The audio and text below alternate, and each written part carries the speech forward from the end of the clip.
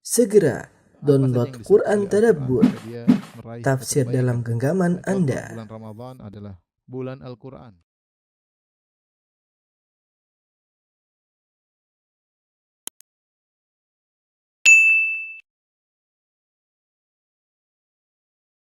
Bismillahirrahmanirrahim. Assalamualaikum warahmatullahi wabarakatuh.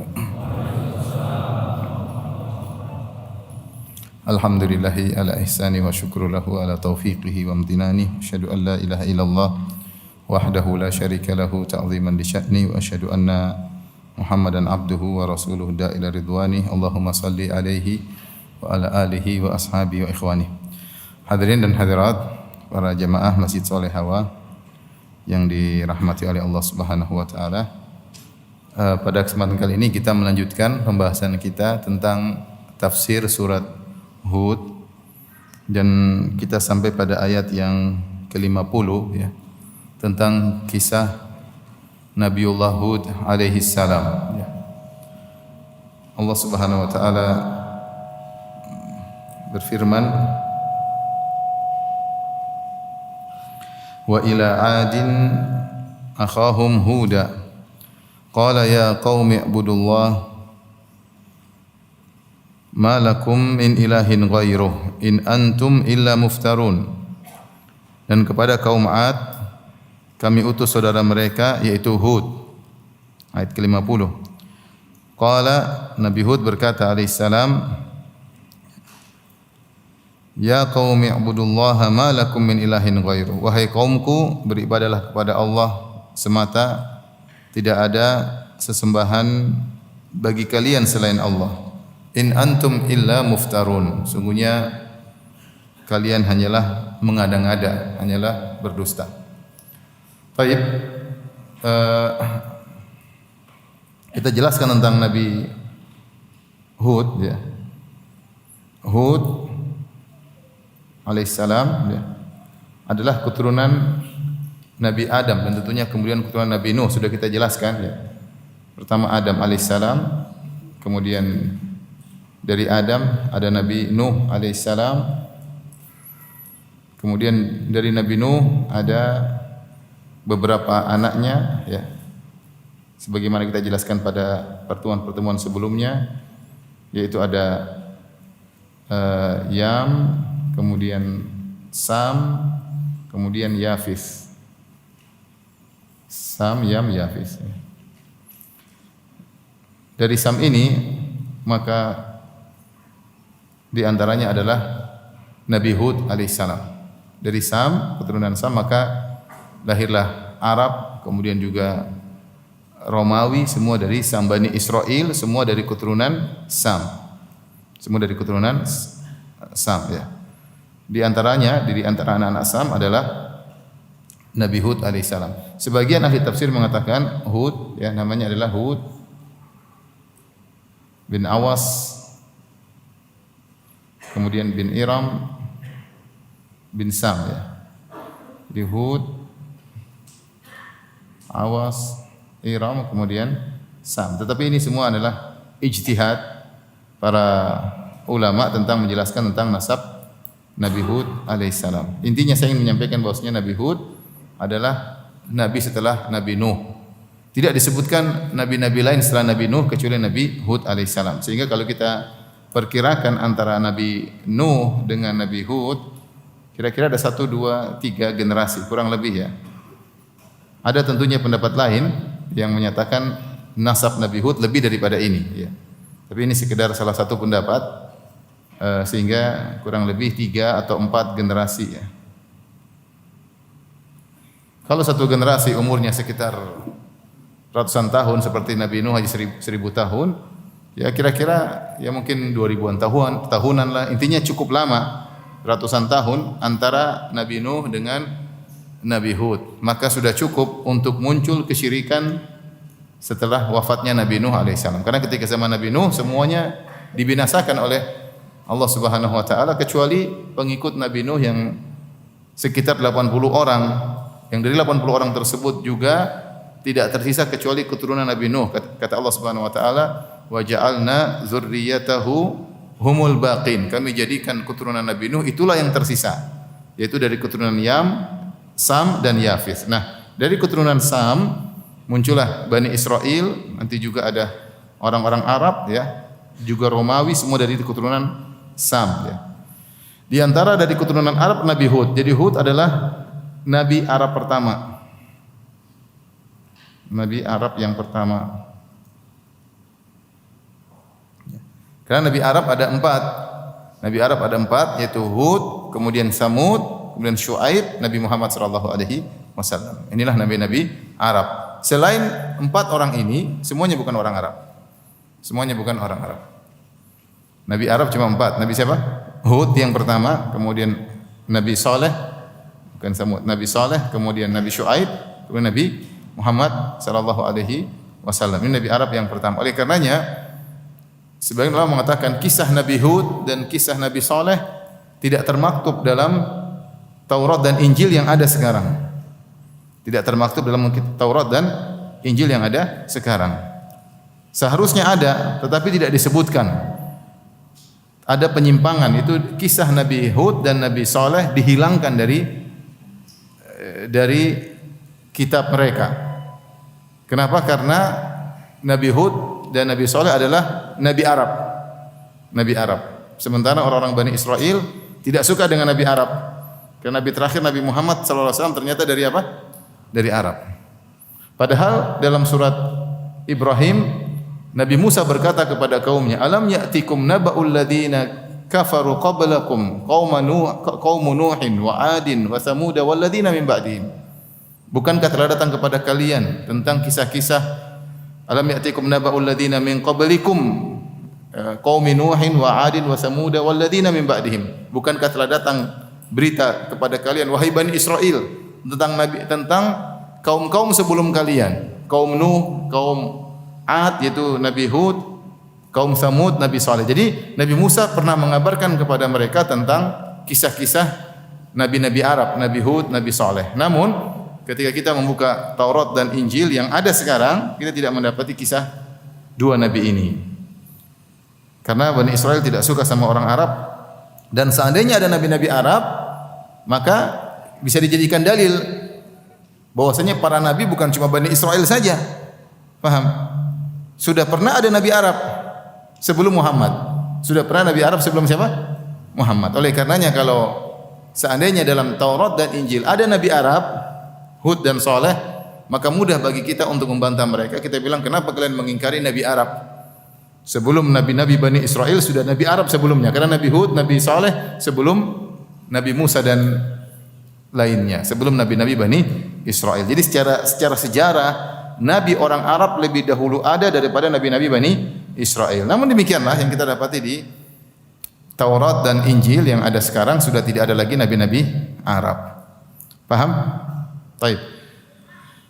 Jadi Hud bin Awas bin Iram bin Sam bin Nuh, seterusnya bin Adam alaihi salam.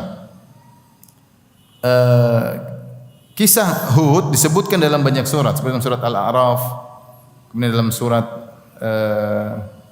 Hud yang sedang kita bahas sekarang, kemudian juga misalnya dalam surat-surat lain seperti surat Al-Ahqaf ya. Dalam surat Al-Fajr disebutkan dalam banyak surat kisah Nabi Hud alaihissalam. Tetapi yang paling panjang kisahnya ada dalam surat Hud. Dan di situ dalam surat ini kalau tidak salah Nabi Hud disebutkan 4 kali. Oleh karenanya inilah kenapa surat ini disebut dengan surat Hud. Padahal dalam surat ini tidak cerita Nabi Hud aja, ya. Nabi Nuh diceritakan, Nabi Hud diceritakan, Nabi Saleh diceritakan, Nabi Lut alaihissalam diceritakan, Nabi Musa juga diceritakan. Tetapi surat yang paling tentang kisah Nabi Hud yang paling panjang adanya dalam surat apa? Surat Hud. Kalau tidak salah nama Hud sendiri disebutkan 4 kali berulang-ulang dalam surat ini. Ini dari antara kata para ulama sebab kenapa surat ini disebut dengan surat Hud ya. Hud alaihissalam datang setelah Nabi Nuh alaihissalam dan kaumnya diberi kekuatan yang luar biasa, tubuh yang besar ya. Wadhkuru ni'matallahi 'alaikum idz ja'alakum khulafa'a min ba'di Nuhin wa zadakum bastatan. Ya. Kata Nabi Nuh kepada Nabi Hud kepada kaumnya, ya, fil jism, ya. Maukah tidakkah kalian mengingat tentang nikmat-nikmat yang Allah berikan kepada kalian ketika Allah menjadikan kalian sebagai penghuni bumi setelah kaum Nabi Nuh. Kemudian Allah berikan tambahan kepada kalian bastah, kekuatan tubuh, besarnya tubuh setelah Nabi Nuh. Seakan-akan Allah alam bisawab bahwasanya tubuh kaum Ad lebih besar daripada tubuh kaum Nuh. Karena Allah mengatakan wazadakum bastatan. Allah tambahkan bagi kalian tubuh yang kuat. Oleh karenanya hampir seluruh ahli tafsir kalau menceritakan tentang kaum Ad, mereka menceritakan suatu kaum yang sangat kuat, tubuh yang sangat kuat, ya, bahkan mereka suka berbuat kriminal kepada suku-suku yang lainnya. Kalau mereka ingin mengganggu suatu kampung, mereka tinggal kirim satu orang. Misalnya mau ngancurin ceger, satu orang aja dikirim, enggak usah banyak-banyak. Satu orang aja kemudian hantam semua, lempar batu semua kalah, ya. Karena tubuhnya yang sangat kuat. Makanya mereka bangga dengan kekuatan mereka. Wa amma 'adun fastakbaru fil ardi bighairil haqq wa qalu man ashaddu minna quwwah. Adapun kaum Ad, maka mereka sombong di atas muka bumi, lantas mereka berkata man ashaddu minna quwwah, siapa di antara yang lebih kuat daripada kami? Tidak ada yang lebih kuat daripada kami. Mereka adalah manusia terkuat di zamannya, ya. Menunjukkan tubuh mereka besar dan kuat. Adapun tentang penyebutan tinggi mereka sekian ratus meter, maka tidak ada dalilnya sama sekali. Dalil tentang tingginya manusia yang ada cuma Nabi Adam alaihissalam. Adam diciptakan 60 hasta. 60 sekitar 30 meter. Alam yazalil khalqu yanqusu hatal an. Kemudian manusia berkurang ketinggiannya sampai sekarang, ya, seperti antum-antum ini akhirnya tingginya sekarang seperti kita maksudnya. Adapun tingginya Nabi Hud dan kaumnya tidak tahu jelas, yang tidak ada nas yang tegas. Demikian juga kisah tentang seorang dihadapi oleh Nabi Musa, Uj bin Nuq atau namanya, yang katanya tingginya adalah 3.000 hasta. 3 sekitar 1,5 kilometer, ya. Yang disebutkan kalau dia mau makan, dia masukkan tangannya di laut, ambil ikan, kemudian bakar di matahari, kemudian dimakan. Jadi gambarnya cek. Saking tingginya, kan tingginya 1,5 kilometer. Tinggal nangkap ikan paus, taruh di matahari sebentar. Tapi ini khurafat, dibantah oleh Ibnu Katsir dalam tafsirnya. Meskipun cerita itu banyak disebut dalam buku tafsir, tapi Israiliyat, yaitu kisah-kisah yang tanpa sanad, yang tidak benar. Jadi intinya maksud saya ingin menyampaikan Nabi Hud tubuhnya besar, kaumnya tubuhnya kuat, tetapi adapun tingginya tidak diketahui. Tidak ada nas yang tegas menyampaikan berapa tinggi kaum Nabi Hud. Manusia paling tinggi siapa? Nabi Adam alaihissalam. Berapa tingginya? 60 hasta. Makanya kalau antum masuk surga, semoga kita semua masuk surga, amin ya rabbal alamin, maka tinggi antum tidak seperti sekarang begini yang agak menyedihkan, ya. Tinggi antum nanti jadi seperti Nabi Adam alaihissalam, 60 hasta. Akan dibuat tinggi dengan tinggi berapa?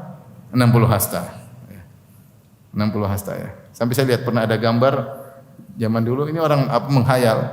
Jadi dihadapkan Nabi Adam sama dinosaurus. Ternyata lebih tinggi Nabi Adam daripada dinosaurus. Tapi dinosaurus saja belum tentu ada, ya. Baik. Kita lanjutkan. Jadi ini tentang Nabi Hud alaihissalam. Lokasi kaum Hud adalah di Al-Ahqaf. Al-Ahqaf itu di daerah Yaman sana, dekat daerah Yaman. Adapun kuburan yang ada di sana disangka kuburan Nabi, tidak benar, tidak ada dalilnya. Semua kuburan Nabi tidak ada yang diketahui dengan pasti kecuali Nabi Muhammad sallallahu alaihi wasallam. Bahkan kuburan Nabi Musa yang sangat diagungkan oleh orang-orang Yahudi yang jaraknya dengan kita tidak terlalu jauh, jangankan Nabi Hud yang sangat jauh ribuan tahun lalu, entah berapa puluh ribu tahun lalu. Kuburan Nabi Musa yang diagungkan oleh orang-orang Yahudi, mereka tidak tahu di mana kuburannya, dan itu termaktub dalam Taurat yang sekarang yang sudah menyimpang disebutkan. Maka meninggallah hamba Allah Musa di negeri Moab dan tidak seorang pun yang tahu di mana kuburannya. Disebutkan dalam apa? Dalam Taurat yang sudah menyimpang sekarang, perjanjian lama.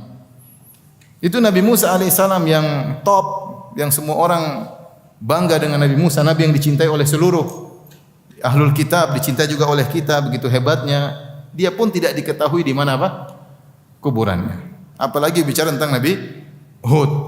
yang sekarang dikunjungi orang, tidak ada dalilnya. Yang diketahui nabinya secara pasti cuma siapa? Nabi Muhammad sallallahu alaihi wasallam. Dan Nabi sallallahu alaihi wasallam tidak pernah juga sekalipun kalau ada kuburan nabi-nabi yang lain, Nabi tidak pernah mengatakan, "Ayo pergi ke kuburan nabi-nabi, beribadah di sana di kuburan mereka, salat di sana, zikir sana." Enggak ada. Kalau itu adalah suatu agama, pasti Nabi sallallahu alaihi wasallam sudah suruh. Bahkan sebaliknya Nabi sallallahu alaihi wasallam melarang, ya, mengatakan laknatullah alal yahudi wan nasara ittakhadhu qubur anbiya'ihim masajida. Allah melaknat Yahudi Nasrani menjadikan kuburan nabi-nabi mereka sebagai apa? Masjid. Jadi saya ulangi, kalau memang kuburan-kuburan tersebut ada, pertama, kalau memang ada, artinya diketahui lokasinya di mana. Kemudian beribadah di situ dapat pahala, pasti Nabi sudah suruh. Pasti Nabi sudah suruh. Kalau itu merupakan bagian dari agama. Kalau itu bukan agama, ya Nabi tidak perlu berbicara. Oleh karenanya kuburan yang disangka sebagai kuburan Nabi Hud alaihissalam di daerah Yaman sana, itu kuburan yang tidak jelas, ya. Tidak ada dalilnya. Tidak ada dalilnya. Intinya Nabi Hud alaihissalam dan kaumnya tinggal di Al-Ahqaf. Al-Ahqaf itu antara Hadramaut dengan Oman, ya, daerah Yaman sana. Wadhkur akha 'adin id anzara qaumahu bil ahqafi. Ya, Allah sebut dalam surat Al-Ahqaf, dan ceritakanlah bagaimana Nabi Hud ketika memperingatkan kaumnya di Al-Ahqaf. Ya.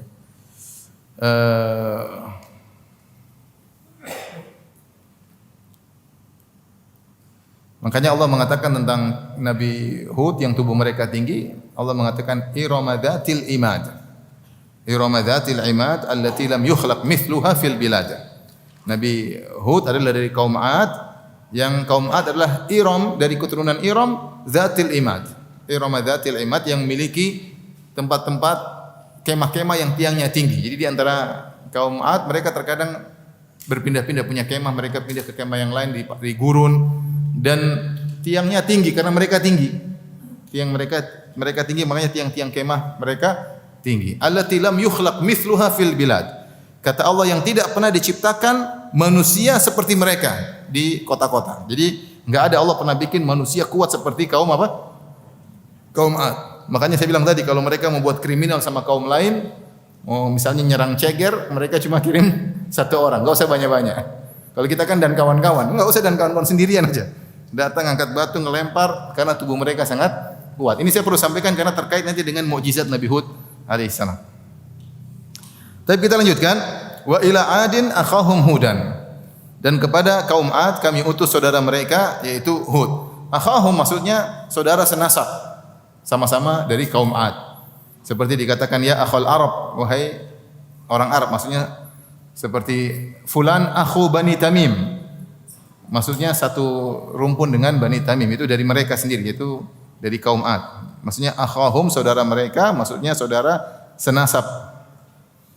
Wa ila 'adin akhahum hudan, kepada kaum 'Ad kami utus saudara mereka Nabi Hud.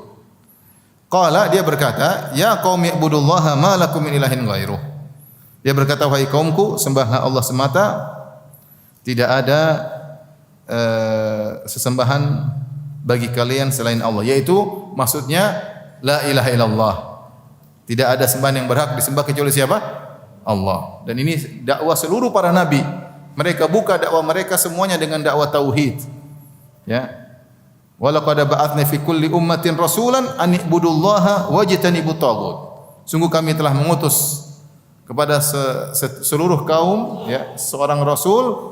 Masing-masing kaum diutus seorang rasul, yang semua rasul tersebut berkata, anibudullaha wajtanibut taghut, sembahlah Allah semata dan tinggalkanlah kalian dari taghut, yaitu tinggalkanlah sesembahan selain Allah Subhanahu wa taala. Ini semua miftah dakwatir rusul. Ya, pembuka kunci atau pembuka dakwah seluruh rasul adalah dakwah tauhid. Dia adalah awwalu wajibin alal mukallaf. Perkara yang wajib diketahui oleh seorang adalah tentang tauhid. Tauhid adalah awalan wa akhiran. Yang pertama tauhid, yang terakhir juga harus bertauhid kepada Allah Subhanahu wa taala. Rupanya mereka ini adalah penyembah-penyembah berhala. Makanya Nabi Hud berkata, in antum illa muftarun. Tidaklah kalian kecuali hanyalah mengada-ngada. Ibnu Taimiyah rahimahullah mengatakan kenapa dikatakan mereka mengada-ngada? Karena semua sesembahan selain Allah hanyalah diada-adakan. Semuanya tidak berhak disembah. Semuanya hanya khayalan para penyembahnya. Malaikat tidak berhak disembah, nabi tidak berhak disembah, wali-wali tidak berhak disembah, apalagi cuma batu, patung, ya, pohon, ya. Tidak berhak disembah. Kalau ada yang menganggap mereka itu sesembahan hanyalah khayalan, makanya disebut iftira, hanya mengada-ngada. Ya. Ma ta'buduna min dunihi illa asma'an sammaitumuha antum wa aba'ukum ma anzalallahu biha min sultan. Apa yang kalian sembah itu dari berhala-berhala hanyalah sekedar batu-batu yang kalian dan nenek moyang kalian namakan sebagai Tuhan. Tidak ada dalilnya sama sekali. Semua sesembahan selain Allah hanyalah mengada-ngada, hanyalah kebohongan dan bahkan kebohongan yang sangat besar. Faqad iftara itsman aziman. Barang siapa berbuat syirik kepada Allah Subhanahu wa taala, maka dia telah membuat kedustaan yang besar. Kedustaan yang besar. Gimana malaikat mau disembah? Malaikat saja diciptakan. Bagaimana makhluk disembah? Bagaimana nabi disembah? Nabi saja tidak bisa apa-apa. Nabi sallallahu alaihi wasallam dalam perang Uhud terluka. Nabi minta tolong berdoa kepada Allah Subhanahu wa taala. Kalau sakit, Nabi sallallahu alaihi wasallam tidak bisa menghindarkan dirinya rasa sakit. Lapar, Nabi sallallahu alaihi wasallam lapar. Nabi sallallahu alaihi wasallam kalau capek ya tidur, ya. Rasulullah SAW juga memiliki syahwat sehingga harus menikah.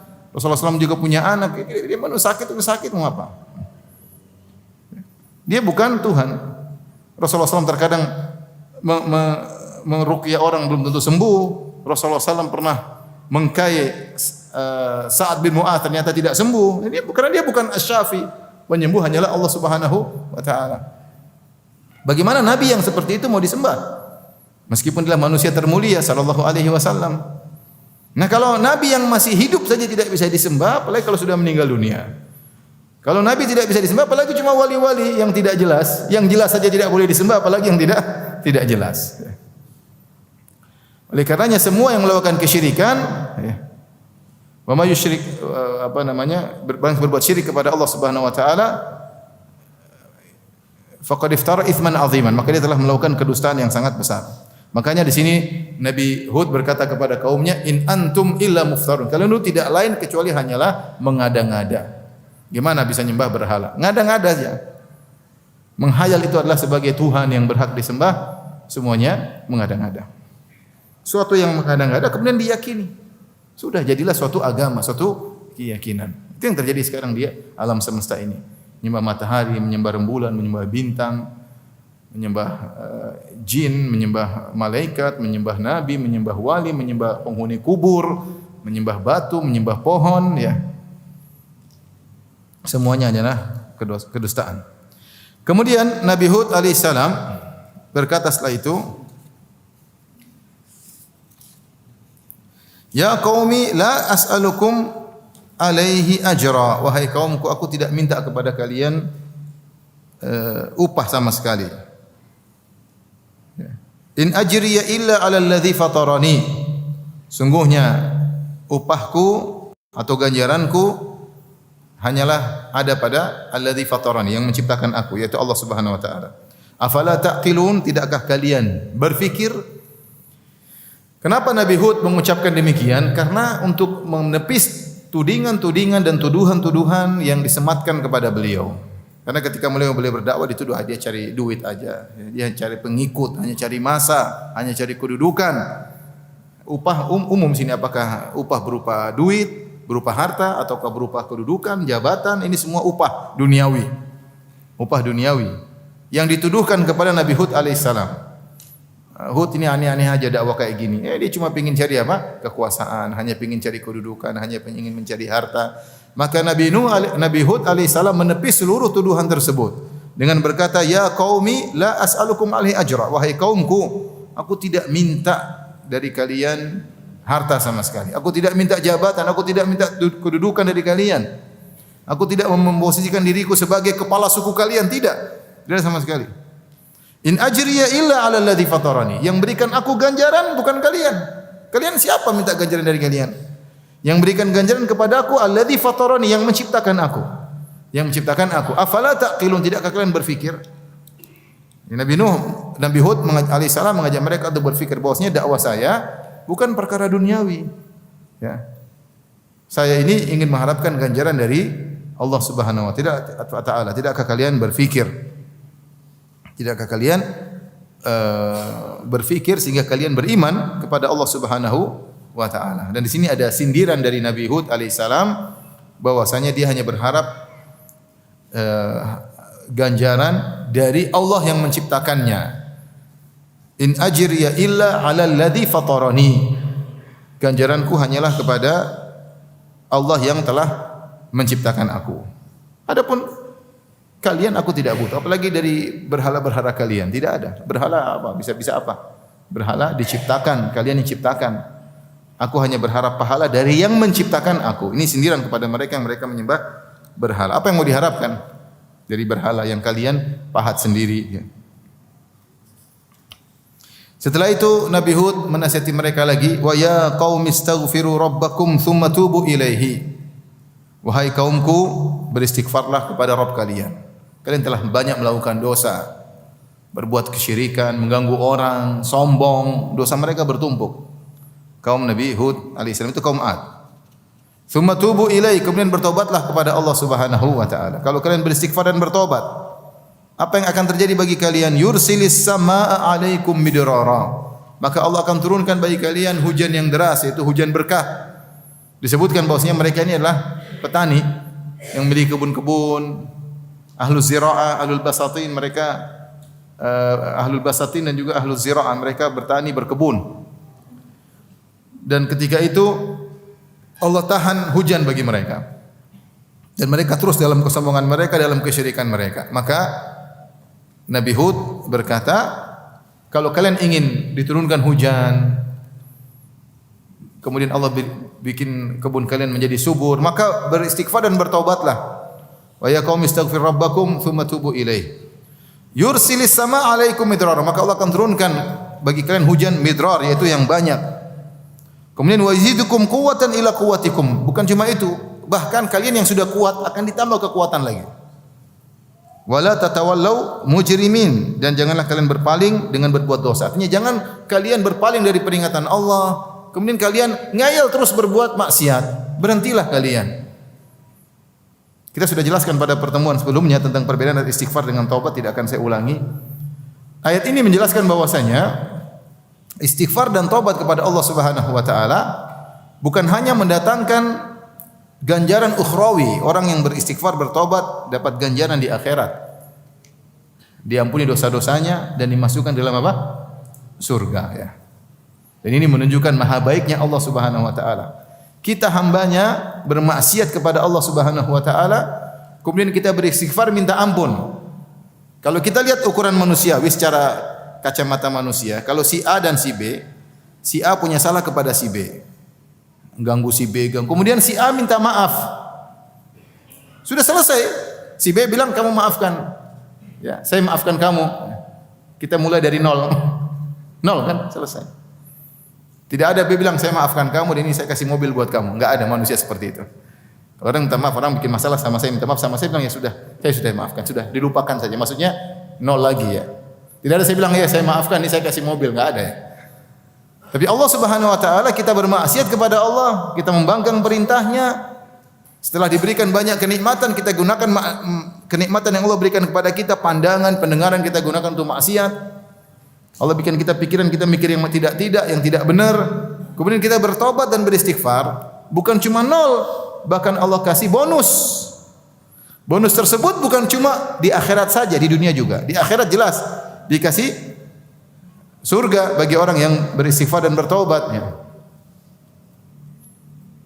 Kata Allah, ya ayyuhalladzina amanu tubu ilallahi taubatan nasuha. Asa rabbukum ayyukaffira ankum sayyi'atikum wa yudkhilakum jannatin tajri min tahtihal anhar. Wahai orang yang beriman, bertobatlah kepada Allah dengan taubat yang nasuh.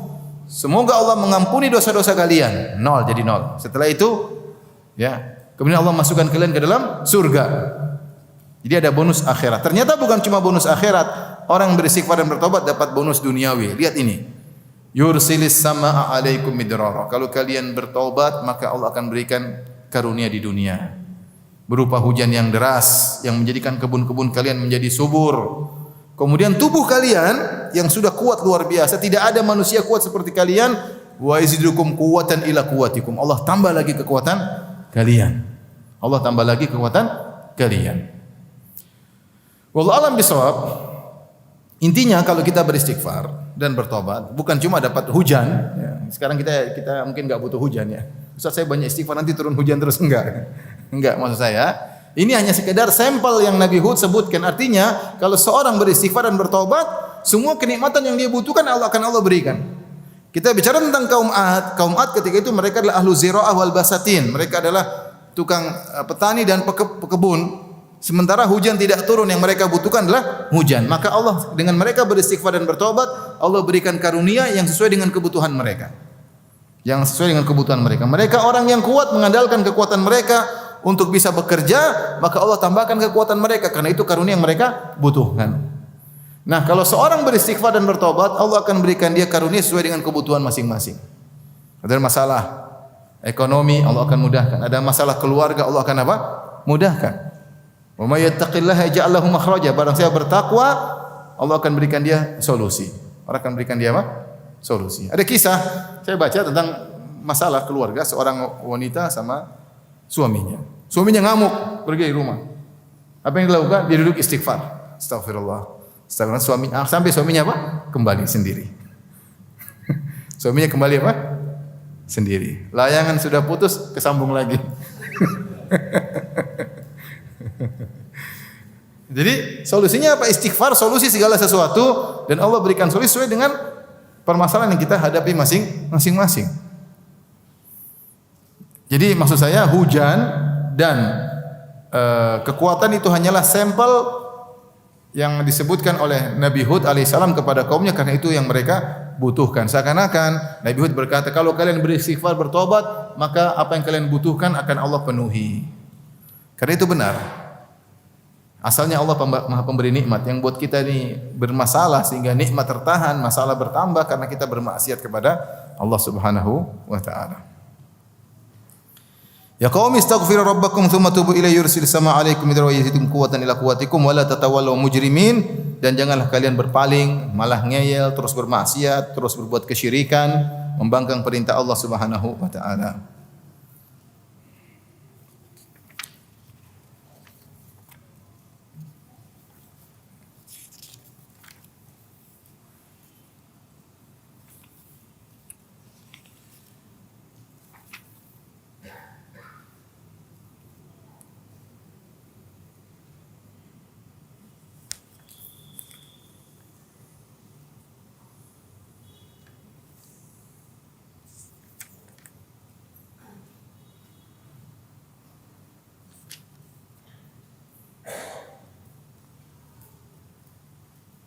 Baik, kita lanjutkan. Setelah itu Allah Subhanahu wa taala berfirman,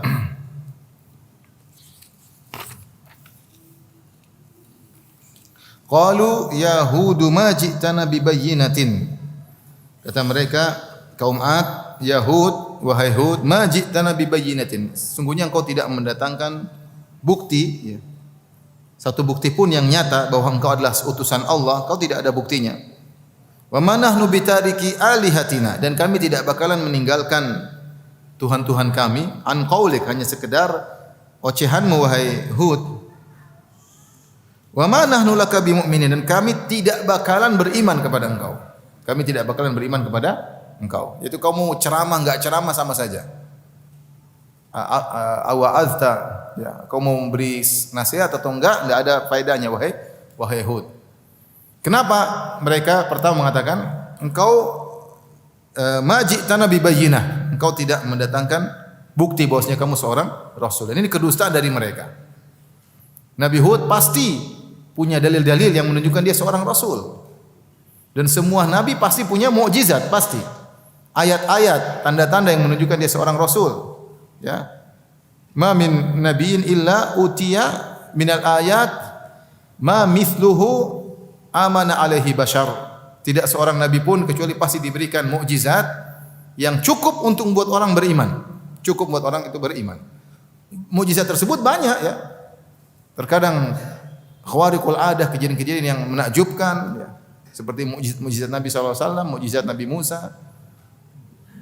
atau dari perangai yang luar biasa, kejujuran yang luar biasa, banyaklah intinya pasti Nabi Hud punya sesuatu yang menunjukkan dia seorang nabi. Namun demikianlah karena mereka tidak suka dengan Nabi Hud alaihissalam maka mereka mengatakan kau tidak punya dalil. Sama Nabi Muhammad SAW buktinya sudah terlalu banyak, dia seorang rasul, banyak sekali, tetapi tetap saja diingkari oleh kaum musyrikin.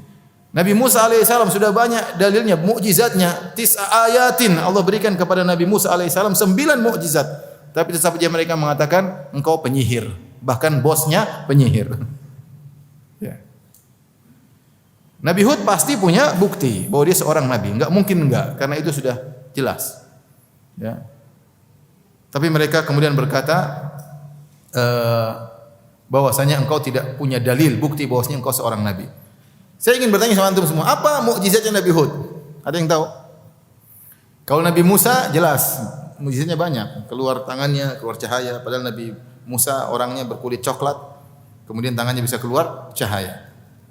Belum Thomas Alva Edison belum lahir waktu itu. Belum ditemukan lampu, tapi sudah ada apa? Cahaya dari tangan beliau alaihissalam. Ya, kemudian tongkat jadi ular dan banyak sekali. Kemudian belum lagi Allah kirim kodok, Allah kirim banjir macam 9 ayat kata Allah Subhanahu wa taala. Belum terbelahnya lautan, tertutupnya kembali lautan tersebut. Banyak sekali mukjizat Nabi Musa. Nabi Muhammad SAW juga banyak mukjizatnya sampai ditulis buku-buku Dalailun Nubuwah tentang mukjizat-mukjizat Nabi Muhammad SAW. Dibuat buku khusus tentang mukjizat Nabi SAW. Ya. Nabi Hud apa mukjizatnya? Pasti ada. Sebagian ulama mengatakan mukjizatnya adalah keberaniannya menghadapi kaumnya yang sangat hebat, yang sangat jago, namun mereka tidak bisa berbuat apa-apa kepada Nabi Hud. Akan datang penjelasannya setelah ini insyaallah taala. Taib. Kemudian mereka berkata, "Ma ji'tana bi bayyinah." Engkau tidak mendatangkan bukti, ini kedustaan besar. "Wa ma nahnu bitariki alihatina an qaulik." Kemudian mereka ingin membuat Nabi Hud putus asa. Sudah enggak usah ceramahin kami wahai Hud. Percuma. Kenapa? Wa ma nahnu bitariki alihatina. Kami tidak bakalan meninggalkan sembahan-sembahan kami. Tidak bakalan. Bukan cuma itu, wa ma nahnu laka bimumin. Kami tidak bakalan beriman. Subhanallah. Maksudnya udah ente ngapain ceramah? Percuma, kami tidak bakalan beriman, kami tidak bakalan meninggalkan sembahan-sembahan kami. Sudah kamu enggak usah banyak omong. Karena kau tidak punya bukti. Lebih daripada itu, mereka kemudian menuduh Nabi Hud gila. Inna qulu illa taraka ba'du alihatina bisu. Dan kami hanya berkata bahwasanya sungguhnya Hud sebagian sesembahan-sembahan kami telah menimpakan penyakit gila atas dirimu. Ngapain kami ikut kamu? Kamu itu sudah kena penyakit gila. Ngapain kami dengar ceramahnya orang gila? Nabi Hud dituduh apa? Gila. Dan mereka mengatakan yang bikin kamu gila adalah sesembahan-sembahan kami yang selalu kau ejek-ejek. Yang kamu melarang kami untuk menyembah berhala-berhala ini. Berhala ini bukan semuanya, sebagian saja sudah bisa bikin kau gila. Sekarang kau sudah gila. Ini tuh banyak orang-orang zaman sekarang, kamu jangan maki-maki nanti kualat. Kualat. Kamu jangan ganggu pohon angker nanti kualat. Nah, seperti itu ini contoh. Kamu jangan kalau lewat kuburan harus dibel, tet, kalau enggak kualat. Seperti itu. Takut kualat. Ya. Lewat di mana-mana, tet, enggak ada orang. Harusnya kan kita baca doa. Kenapa? Ditakut-takut masalah takut kualat. Ini seperti ini. Bilang engkau Hud, kau sudah kena kualat. Ya, lihat, kau jadi gila. Yang bikin kamu gila siapa? Sesembahan kami saja, tidak seluruhnya. Kalau sebagian sudah bikin kau gila. Kalau kamu gila ngapain kami dengerin kamu? Wa ma nahnu bitariki alihatina. Kami tidak bakalan meninggalkan sembahan-sembahan kami. Wa ma nahnu laka bimumin. Kami tidak bakalan beriman kepada engkau. Inna qulu illa taraka ba'du alihatina bisu. Menurut kami engkau telah terkena penyakit gila yang dikenakan oleh sebagian sembahan-sembahan kami. Apa jawaban Nabi Hud alaihissalam? Qala inni ushhidullah.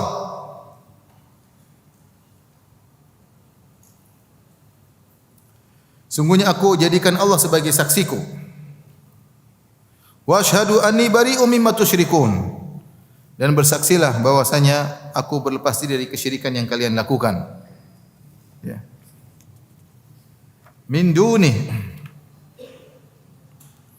dari selain Allah Subhanahu wa taala, yang kalian sembah selain Allah. Fakiduni jami'an thumma la tunzirun. Maka hendaknya kalian ya, lakukanlah tipu daya semuanya terhadapku. Thumma la tunzirun, kemudian janganlah kalian menunda-nunda tipu daya kalian kepadaku. Lihatlah di sini Nabi Hud alaihissalam menantang mereka. Di sinilah kata para ulama mukjizat Nabi Hud alaihissalam. Seperti disyaratkan oleh Ibnu Qayyim rahimahullah taala. Bahwasanya inilah mukjizat Nabi Hud alaihissalam. Apa mukjizatnya? Dia satu orang sendirian. Kemudian dia berhadapan dengan kaumnya yang begitu banyak. Entah mungkin ribuan, entah berapa. Kemudian dia ditakut-takuti bahwasanya sembahan-sembahan kami bakalan membuat engkau celaka. Ini baru sebagian, kau sudah gila, apalagi semuanya sesembahan. Maka Nabi Hud tantang mereka. Dia mengatakan, "Inni usyhidullah." Aku bersaksikan Allah. "Washhadu," dan kalian bersaksilah bahwasanya anni bari'um mimma tusyrikuna min dunih. Aku berlepas diri dari seluruh sembahan-sembahan kalian selain Allah. Zahirnya mereka menyembah Allah juga, tapi mereka berbuat kesyirikan. Makanya mereka bilang, "Mana buktinya kau utusan Tuhan? Mana buktinya kau utusan Allah? Mana kau bilang Allah melarang kami menyembah selain Allah Subhanahu wa taala?" Makanya Nabi Hud berkata,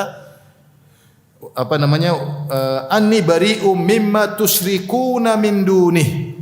Aku berlepas diri dari seluruh kesyirikan yang kalian lakukan, sembahan yang kalian lakukan selain Allah. Paham? Zahirnya mereka menyembah Allah juga, namun menyembah selain Allah Subhanahu wa taala. Setelah itu, setelah dia menyatakan dengan lugas dan tegas bahwasanya dia berlepas diri daripada sembahan-sembahan selain Allah, kemudian Nabi Hud berkata, ya, "Fakiduni jami'an," maka kalian seluruhnya berkumpul, bikinlah makar kepadaku, tipu daya. "Tsumma la tunzirun," dan jangan kalian tunda-tunda. Dan ini bentuk ejekan Nabi Hud kepada mereka. Ya. Nabi Hud mengejek mereka ya. Nabi Hud mengatakan dia sampai tidak singgung sembahan-sembahan kalian. Ya. Kalian semua kumpul ganggu saya, enggak ada masalah. Jangan tunda-tunda. Kalian kumpul semuanya, bikin makar, jangan satu orang, semuanya kumpul. Kalian ribuan orang kumpul bikin makar sama saya. Ajak sembahan-sembahan kalian. Bahkan Nabi Hud tidak menyebut sembahan-sembahan mereka. Karena kata para ulama Nabi Hud ngejek, apa sembahan-sembahan? Kalian aja lah. Sembahan-sembahan enggak bisa apa-apa. Kalian kumpul bikin masalah sama saya, silakan. Tsumma la tunzirun, kemudian tidak usah tunda-tunda. Di sinilah mukjizat Nabi Hud. Kenapa? Karena dia sendirian dan dia berhadapan dengan kaum yang sangat kuat dan jumlah mereka sangat banyak. Namun ternyata mereka tidak bisa mengganggu Nabi Hud sedikit pun. Kalau mereka kuat harusnya kan mereka bisa keroyak Nabi Hud rame-rame alaihissalam. Tapi ternyata mereka tidak bisa menyentuh Nabi Hud. Ada kekuatan yang menghalangi mereka tidak bisa menyentuh Nabi Hud sama sekali. Itu sudah bukti bahwasanya dia seorang nabi. Untuk bayangkan antum berdiri itu ada ribuan orang, ayo sini semua, ayo silakan. Ternyata enggak ada yang berani maju. Ayo semuanya, ayo semua. Sekarang ayo. Ayo Enggak ada yang berani maju. Bukankah menunjukkan dia jagoan? Berarti Nabi Hud jagoan. Dia bukan jagoan tapi Allah yang melindunginya. Makanya dia berkata setelah itu, "Inni tawakkaltu 'ala Allahi." Aku bersandar kepada Allah, Rabbi wa Rabbikum, Tuhanku dan Tuhan kalian. Ma min dabbatin illa huwa akhidhun bi nasiyatiha. Tidak ada satu binatang melata pun kecuali Allah yang memegang ubun-ubunnya. Inna Rabbi ala siratim mustaqim. Sungguhnya Rabbku di atas jalan yang lurus. Nabi Hud tidak tahu kenapa dia tawakal kepada Allah Subhanahu wa taala. Dan dia ingatkan, "Inni tawakkaltu 'ala Allahi Rabbi wa Rabbikum." Aku bertawakal kepada Allah. Allah adalah Rabbku dan Rabb kalian. Kalian semua di bawah kekuasaan Allah. Sembahan-sembahan kalian semua di bawah kekuasaan Allah. Makanya Nabi Hud berkata, "Ma min dabbatin illa huwa akhidhun bi nasiyatiha." Tidak ada satu hewan pun, manusia pun kecuali Allah memegang ubun-ubunnya. Artinya di bawah kekuasaan apa? Allah Subhanahu wa taala. Ini suatu perumpamaan orang Arab mengatakan si fulan di bawah memegang ubun-ubun, si A memegang ubun-ubun si B, artinya si B di bawah kekuasaannya. Semua kita adalah makhluk Allah, semua kita ubun-ubunnya dipegang oleh Allah, semua kita di bawah pengaturan Allah. Kalian seluruhnya bersatu padu menyerangku, kalian tidak bisa keluar dari kekuasaan Allah. Dan ternyata mereka tidak bisa menyentuh Nabi Hud sama sekali. Inilah mukjizat Nabi Hud alaihissalam. Ada doa yang diajarkan oleh Nabi SAW sebelum tidur terkait ada perkataan nasiyah yaitu ubun-ubun. Kata Abu Hurairah radhiyallahu anhu, "Kana Rasulullah SAW ya'muruna."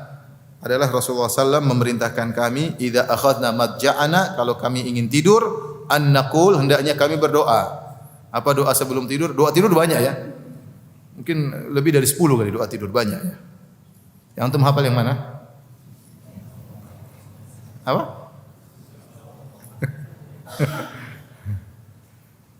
Ahya wa amut ya. Jadi salah satunya enggak apa-apa, yang penting jadi banyak yang mau dibaca doa sebelum tidur banyak sekali. Di antaranya ini. Allahumma rabbas samawati wa rabbal ardi, ya Allah penguasa langit, wa rabbal ardi, penguasa bumi, wa rabbal arsyil azim, pemilik arsy yang agung. Rabbana wa rabb kulli syai, Rabb kami dan Rabb segala sesuatu. Faliqal habbi wan nawa, yang membuka biji dan biji tumbuhan. Wa munzilat Taurati wal Injili wal Quran, yang buat biji-biji bisa tumbuh hanyalah Allah Subhanahu wa taala. Yang menurunkan Taurat dan Injil dan Al-Furqan, Al-Quran. A'udzubika min syarri kulli syai'in anta akhidhun binasiyatihi. Aku berlindung kepada Engkau ya Allah dari keburukan segala sesuatu yang Engkau memegang ubun-ubunnya. Semua dipegang ubun-ubunnya oleh Allah. Manusia, hewan semuanya, ular, semuanya. Artinya di bawah kekuasaan Allah Subhanahu wa taala. Kemudian setelah itu Allahumma antal awwal falaisa qablaka syai'. Ya Allah, Engkau adalah Maha yang pertama, tidak ada sesuatu pun sebelum Engkau. Wa antal akhir falaisa ba'daka syai'. Engkau adalah yang terakhir, tidak ada sesuatu pun setelah Engkau. Wa antal zahir falaisa fawqaka syai'. Engkau yang Maha unggul, tidak ada yang lebih tinggi darimu sama sekali. Wa antal batinu, dan Engkau Maha batin, tidak ada falaisa dunaka syai'. Tidak ada sesuatu yang tersembunyi di sisimu. Iqdi 'anna ad-daina, ya Allah lunaskanlah hutang kami. Wa aghnina minal faqar, dan cukupkanlah kami dari jangan sampai miskin. Ini doa ternyata agar hutang lunas dibaca sebelum apa? Tidur. Biar kalau punya hutang enggak lupa. Banyak orang punya hutang apa? Lupa. Ditagih malah marah-marah ya. Akhirnya yang menagih seperti mengemis ya. Jadilah yang berhutang malah seperti orang kaya. Besok aja lah kamu nagih-nagih terus ya. Jadi yang nagih hutang malah diomel-omelin ya. Nah, saya pernah punya cerita, teman saya cerita sama saya, Ustaz, saya nagih si fulan, dia malah marah-marah. Dia bilang apa? Dia bilang gini, Ustaz, Bapak ini kenapa nagihnya sekarang? Kemarin-kemarin saya punya uang, Bapak tidak nagih. Sekarang saya enggak punya uang, Bapak nagih lagi mana? Kalau punya uang bayar, enggak usah tunggu ditagih. Makanya baca doa ini supaya sebelum tidur ingat saya pasti punya utang. Allahumma rabbas samawati wa rabbal ardi wa rabbal arsyil azim. Rabbana wa rabb kulli syai'in faliqal habbi wan nawa wa munzilat Taurati wal Injili wal Furqan. Kemudian a'udzubika min syarri kulli syai'in anta akhidhu binasiyatihi. Allahumma antal awwal falaysa qablaka syai' wa antal akhir falaysa ba'daka syai' wa antal zahir falaysa fawqaka syai' wa antal batin falaysa dunaka syai'. Kemudian doanya apa? Iqdi 'anna ad-daina wa aghnina minal faqr. Ya Allah, lunaskanlah hutangku. Dan ini bagus kita baca sebelum tidur, dan kita tahu hutang itu bisa dilunasi. Kalau Allah inginkan bisa lunas. Dan kita ingat kalau punya hutang supaya dilunasi. Jadi maksud dari firman Allah, ma min dabatin illa huwa akhidhun binasiyatiha. Ini Nabi Hud berkata kepada mereka, ma min dabatin illa huwa akhidhun binasiyatiha. Tidak ada satu makhluk hidup pun kecuali Allah pegang ubun-ubunnya. Saya tidak takut sama kalian. Saya tidak sama kalian. Kalian semua ribuan ini kumpul lawan saya, enggak ada masalah. Jangan sekarang, jangan tunda-tunda. Jangan ragu-ragu ini, lawan sekarang. Kemudian dia berkata, inni tawakkaltu 'ala Allahi rabbi wa rabbikum. Aku bertawakal kepada Allah, Rabbku dan Rabb kalian. Inilah kata para ulama sebab kenapa Nabi Hud selamat dari gangguan mereka, karena tawakal. Karena tawakal. Ketika kita diganggu orang dan kita tidak selamat, mungkin tawakal kita kurang. Tawakal adalah puncak ibadah. Sebenarnya mengatakan tawakal adalah puncak ibadah. Seorang sudah bertawakal, dia sudah pasrah kepada Allah, dia yakin Allah yang mengatur segala sesuatu, dia yakin Allah kalau berkehendak kun fayakun. Tapi susah kalau orang bertawakal sementara dia banyak maksiat, susah. Dia susah. Tapi kalau dia sering beribadah, rajin beribadah, tawakalnya mudah. Kan dia pikir gimana Allah, insya Allah tolong saya, Allah sebaik-baik penjaga, Allah. Tapi kalau dia bermaksiat, Allah mau jaga saya begini modelnya. Jadi susah dia bertawakal. Jadi karenanya tawakal puncak dari ibadah. Dan ini menunjukkan bahwasanya tawakal kita perlukan dalam segala hal. Jangan orang tawakal kalau cari rezeki saja. Sebagian orang tawakal kalau cari rezeki. Padahal tawakal diperlukan dalam banyak hal. Bahkan tawakal diperlukan dalam ibadah. Fa'buduhu wa tawakkal alaih. Kata Allah, beribadahlah, bertawakallah kepada Allah ketika sedang beribadah. Ya. Jadi kita bertawakal kepada Allah. Jadi jangan sampai kita pede dengan diri kita. Jangan, enggak boleh. Kita ini siapa sih? Kita lemah. Ya. Kita ini enggak punya kemampuan apa-apa. Kita hanya bisa punya kemampuan kalau Allah berikan kemampuan kepada kita. Oleh karenanya jangan bersandar kepada diri. Bersandar kepada siapa? Allah. Kita boleh pede kalau kita sudah tawakal. Saya pede, kenapa? Karena di belakang saya ada Allah Subhanahu wa taala. Baru. Tapi kalau kita lupa diri, lupa sama Allah, tawakal pada diri sendiri, ini adalah kehinaan. Makanya doa Nabi SAW, wala takilni ila nafsi tarfata ain. Ya Allah, janganlah engkau serahkan diriku kepada diriku meskipun hanya sekejap mata. Jangan. Segala urusan serahkan kepada Allah Subhanahu wa taala. Jadi tawakal, orang banyak kalau bicara tawakal, nanti kalau cari rezeki baru apa? Tawakal. Kalau berobat baru apa? Tawakal. Padahal tawakal luas. Dalam dakwah juga tawakal, butuh tawakal. Dalam ibadah juga butuh apa? Tawakal. Ini contoh tawakal dalam dakwah. Betapa banyak ayat dalam Al-Qur'an menyebutkan tawakal dalam ibadah. Wa ma lana alla natawakkal 'ala Allah wa qad hadana subulana. Para rasul berkata kepada kaumnya yang mengancam mereka, bagaimana kami tidak bertawakal kepada Allah sementara Allah telah menunjukkan kami jalan yang lurus. Nabi Nuh berkata, ya qaumi in kana kabura 'alaikum maqami wa tadhkiri bi ayatillah fa 'ala Allahi tawakkaltu fa ajimu amrakum. Wahai kaumku, kalau kalian merasa berat, aku diam bersama kalian, aku tinggal sama kalian, aku dakwahi kalian, aku bertawakal kepada Allah. Jadi tawakal diperlukan dalam segala hal. Di antaranya tawakal dalam berdakwah. Jangan seorang pede dengan dirinya, pede dengan ilmunya, pede dengan, kalau enggak nanti enggak berkah. Mungkin pengikutnya banyak, mungkin followernya banyak, tapi kalau dia tidak bertawakal kepada Allah, hanya menjadi bumerang baginya. Seorang berdakwah bertawakal kepada Allah. Sebagaimana ketika menghadapi permasalahan, bertawakal kepada Allah. Serahkan urusan kepada Allah. Ya. Terbaik untuk diserahkan urusan adalah Allah Subhanahu wa taala. Jadi Nabi Hud alaihissalam selamat daripada ancaman mereka karena dia punya senjata paling besar itu apa? Tawakal. Inni tawakkaltu 'ala Allahi rabbi wa rabbikum ma min dabatin illa huwa akhidhu bi nasiyatiha. Inna rabbi ala siratim mustaqim. Aku bertawakal kepada Allah. Tidak ada satu makhluk pun kecuali Allah pegang ubun-ubunnya. Ini ikhwan, kita kembali koreksi diri kita. Kita menghadapi masalah enggak selesai-selesai, mungkin tawakal kita kurang. Pede dengan kecerdasan kita, pede dengan duit kita, pede dengan jabatan kita, enggak selesai-selesai. Ya. Ujub, ya. Maka seorang perbaiki dirinya, saya harus bertawakal kepada Allah. Semuanya di tangan Allah Subhanahu wa taala, tentu dengan berusaha. Taib, setelah itu kata Nabi Hud, "Inna rabbi ala siratim mustaqim." Sungguhnya Rabbku berada di atas jalan yang lurus. Kata para ulama, maksudnya Allah Subhanahu wa taala berada di atas keadilan. Seluruh perbuatan Allah pasti lurus. Seluruh hukum Allah pasti adil.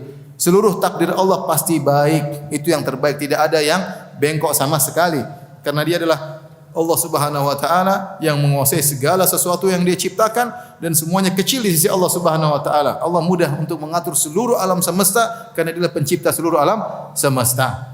Kalau yang besar-besar, yang kecil-kecil saja Allah perhatikan, apalagi yang besar-besar. Kata Allah Subhanahu wa taala, "Wa ma tasqutu min waraqatin illa ya'lamuha." Tidak ada satu daun pun yang jatuh kecuali Allah tahu tentang ilmunya. Allah tahu di mana jatuhnya di mana. Kita semua diperhatikan oleh Allah secara detail. Kita semua diurusi oleh Allah secara detail. Jangan antum pikir Allah hanya perhatikan dia, saya tidak diperhatikan. Allah perhatikan ente secara detail. Allah perhatikan Anda, gerak-gerik hati Anda secara detail. Allah perhatikan gerak-gerik mata Anda secara detail. Ya'lamu kha'inatal a'yun wa ma tukhfis sudur. Allah mengetahui pengkhianatan lirikan mata dan Allah mengetahui apa yang disembunyikan oleh dada manusia. Jadi masing-masing kita ini diperhatikan secara detail. Makanya di antara nama Allah adalah Raqib. Raqib yaitu Maha mengawasi, bukan cuma Maha melihat. Melihat dengan pengawasan. Beda orang melihat dengan mengawasi. Mengawasi melihat dengan detail. Seperti seorang di pinggir pantai ada kapal masuk dia ngawasi. Gerak-geriknya dia demikian Allah ketika melihat kita. Semuanya ada penilaian. Omongan kita dinilai, pandangan kita dinilai, pendengaran kita dinilai. Jadi Allah mengurusi kita semua secara detail. Inna rabbi ala siratim mustaqim. Allah di atas jalan yang lurus. Ketika Allah mengurusi kita secara detail, Allah tahu mana yang harus berjalan, yang berlaku, maka Allah mentakdirkan apa yang Allah takdirkan. Tidak ada suatu pun keputusan Allah yang bengkok, tidak ada hukum Allah yang bengkok, semuanya lurus, semuanya adil. Taib fa in tawallaw faqad ablagtukum ma ursiltu bihi ilaikum. Jika kalian berpaling, maka sungguhnya aku telah menyampaikan kepadamu apa yang amanat yang aku diutus untuk menyampaikan kepada kalian. Fa in tawallaw, kalau kalian berpaling ya sudah, saya sudah tegakkan hujah. Saya sudah menyampaikan argumentasi dari Allah. Faqad ablagtukum ma ursiltu bihi ilaikum. Aku telah menyampaikan amanah risalah dari Allah untuk kalian. Wa yastakhlifu rabbi qauman ghairakum. Kalau kalian tidak mau beriman, Allah tinggal Rabbku tinggal ganti kalian dengan yang lain. Gampang, kalian dibinasakan, ganti makhluk yang lain yang beribadah kepada Allah, yang tidak berbuat kesyirikan. Dan itu yang terjadi. Akhirnya mereka dibinasakan. Wala tadurrunahu syai'a, dan kalian tidak bisa memberi mudarat kepada Allah sama sekali. Kalian mau maksiat tidak ada urusan dengan Allah. Allah tidak mendapatkan mudarat akibat kemaksiatan orang-orang yang bermaksiat. Siapa yang berbuat baik untuk dirinya, siapa yang berbuat maksiat untuk dirinya. In ahsantum ahsantum li anfusikum wa in asatum falaha. Kalau kalian berbuat baik untuk kalian, bukan untuk Allah. Kalau kalian berbuat buruk juga menimpa kalian, bukan Allah, tidak ada urusan. Wala tadurrunahu syai'a, kalian berbuat syirik tidak bikin mudarat sama Allah, kalian dibinasakan oleh Allah juga enggak ada masalah. Kalian lenyap dari atas muka bumi enggak ada masalah. Emang ada masalah? Enggak ada masalah. Allah tidak butuh. Allah tidak butuh sama kita. Kita tidak. Antum kalau mati ada masalah? Ada masalah enggak? Enggak ada masalah. Yang seperti antum masih banyak, ya enggak? Yang lebih baik daripada antum masih banyak, enggak ada masalah. Kalau antum berbuat baik, antum jangan merasa mentang-mentang saya telah membela agama, enggak ada urusan. Nanti mati selesai, enggak ada masalah. Jadi yang merasa mentang-mentang sama agama saya ini, antum berbuat baik untuk diri antum, bukan untuk Allah. Ya. Bukan untuk Allah Subhanahu wa taala. Untuk diri antum di dunia maupun di akhirat. Ya. Masa orang jangan pernah ujub, jangan merasa sombong. Ingatlah, kalau antum tidak ada, enggak ada masalah, paham? Yang seperti antum banyak, yang lebih bagus dari antum juga lebih apa? Lebih banyak. Kata Allah kata Nabi Hud alaihissalam, wa yastakhlifu rabbi qauman ghairakum. Kalau kalian maksiat, musyrik, Allah akan binasakan kalian, Allah gantikan dengan manusia-manusia yang lain. Wala tadurrunahu syai'a, dan kalian tidak bisa beri mudarat kepada Allah sedikit pun. Inna rabbi ala kulli syai'in hafiz. Sungguhnya Rabbku menjaga segala sesuatu. Di antara maknanya adalah menjaga seluruh perbuatan kalian. Semua ada tanggung jawabnya di akhirat. Apa yang kalian lakukan silakan, semuanya ada catatannya. Allah menjaga amal perbuatan kalian dengan catatannya. Dengan catatannya. Ini di antara makna al-hafiz. Al-hafiz di antaranya menjaga amal perbuatan hamba. Tidak ada yang terluputkan. Filenya semua ada. Meskipun sudah dihilangkan, ya. Sudah di-delete historinya, tetap saja filenya tidak hilang. Ya. Semuanya akan dibuka pada hari kiamat kelak karena catatan tidak akan hilang. Kata Allah Subhanahu wa taala, "Walamma jaa amruna najjayna hudan walladzina amanu ma'ahu bi rahmatin minna." Tatkala datang urusan kami, azab kami, datang azab yaitu angin yang berhembus dengan kencang, dan subhanallah, Allah binasakan kaum 'Ad. Mereka badannya kuat kan? Bukan dikirim naga bonar untuk atau dikirim hewan besar. Enggak, Allah cuma kirim angin, udara. Allah bukan kirim halilintar bakar mereka, Allah bukan kirim besi turun dari langit. Jadi mereka jadikan jadi kaum penyet, enggak ya? Enggak, Allah cuma kirim apa? Angin, udara. Tapi udara tersebut enggak main-main. Sakharaha alaihim sab'a layalin wa thamaniyata ayamin husuma. Angin tersebut kencang, mereka yang badannya besar diangkat oleh angin tersebut. Di atas udara 7 malam 8 hari, 8 siang 7 malam, bayangkan enggak turun-turun. Digoncang-goncang sampai perut mereka, ususnya keluar, kepala mereka sampai lepas. Artinya mudah. Ente sombong-sombong dengan kekuatan, lawan angin aja enggak bisa. Lawan angin aja enggak bisa. Kita ini sangat lemah. Falamma jaa amruna, tatkala datang azab kami, najjayna hudan, kami selamatkan Hud walladzina amanu ma'ahu. Jadi angin tersebut datang dan milih-milih. Dia datang dan dia milih orang-orang musyrikin, kaum Nabi Hud yang ada sekitar situ selamat. Karena angin diperintah oleh Allah Subhanahu wa taala. Ini terjadi mirip seperti yang terjadi pada kisah perang Ahzab. Perang Khandaq, Nabi SAW antara Nabi dengan kaum musyrikin cuma jarak Khandaq, artinya enggak sampai sekilo, cuma mungkin ratusan meter atau puluhan meter. Tetapi angin yang datang menghantam mereka tidak sama dengan angin yang berhembus di kampnya Nabi sallallahu alaihi wasallam. Angin yang dihembuskan di kampnya Abu Sufyan yang itu masih musyrik menjatuhkan belanga-belanga mereka, tempayan mereka jadi tumpah, api-api mereka jadi mati, kemudian tenda-tenda mereka menjadi jatuh padahal lokasinya berdekatan. Karena angin diperintahkan oleh Allah Subhanahu wa taala. Tidak usah jauh-jauh, kejadian gempa. Gempa di sebagian tempat rumah selamat, yang lain hancur. Gempanya bisa milih-milih, rumah ini jangan dihancurin, rumah yang ini apa dihancurin. Bisa terjadi. Api terkadang membakar, sebagian selamat, sebagian tidak selamat. Ini angin, ya. Allah mengatakan, "Najjayna Hudan walladzina ma'ahu." Kami selamatkan Hud, ya, dari angin tersebut, dari azab tersebut, dan juga orang beriman bersamanya. Apa yang buat mereka selamat? Karena iman. Bukan karena mereka jagoan, bukan karena mereka bersih. Karena angin tersebut luar biasa. Angin tersebut ketika datang menghantam kaum Ad. Bahkan di antara mereka ada yang masuk di goa, ya. Angin tersebut masuk seakan-akan genggam orang tersebut dari goa, dikeluarkan, dilemparkan ke atas. Yang masuk dalam sumur, angin tersebut nyabut. Anginnya luar biasa, kayak tangan yang menggenggam. Yang masuk dalam goa diambil, dibawa keluar. Yang masuk dalam sumur, anginnya masuk keluarin. Harusnya kan kalau dalam sumur selamat, angin cuma di atas. Enggak, anginnya masuk keluarin, bawa terbang di atas. Ya.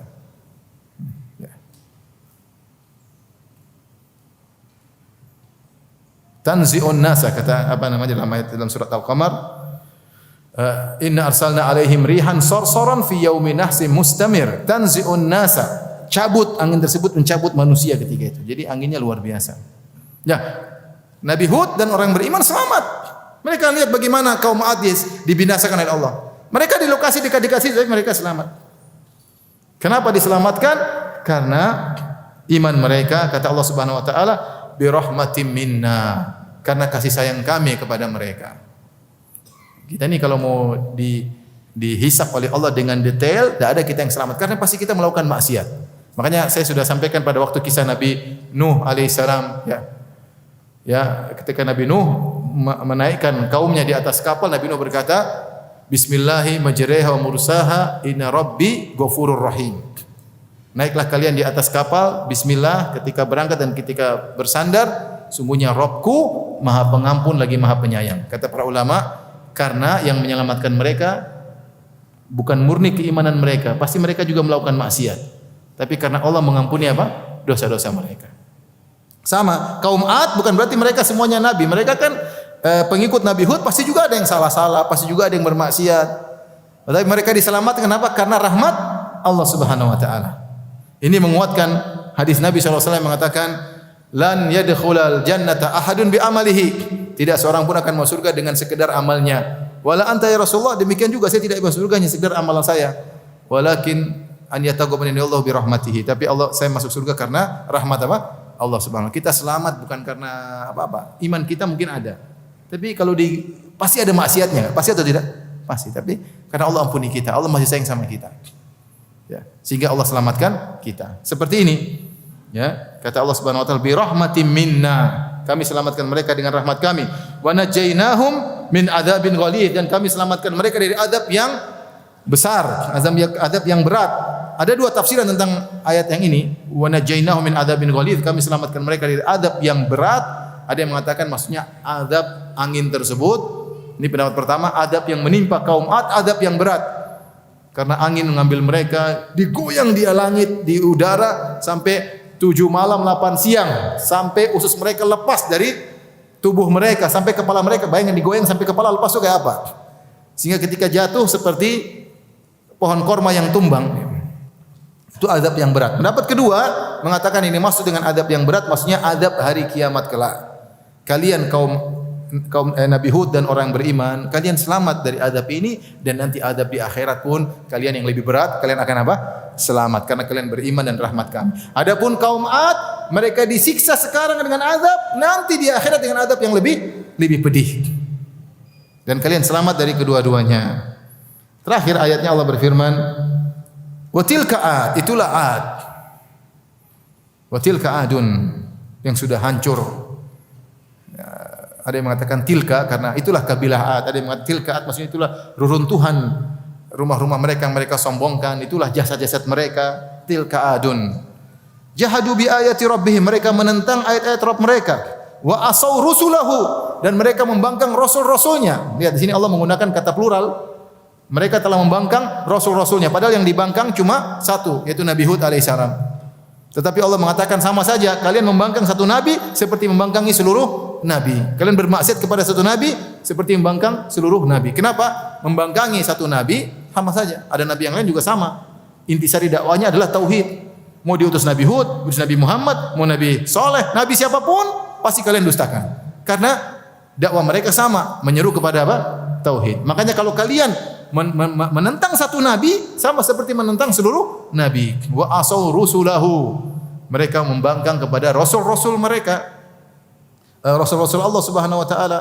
Wattaba'u amra kulli jabbarin anid, dan mereka hanya mengikuti perintah semua penguasa yang sewenang-wenang lagi menentang kebenaran. Mereka gitu kenapa? Karena ada provokatornya, provokator yang membenci dakwah Nabi Hud, itu yang diikuti oleh masyarakat.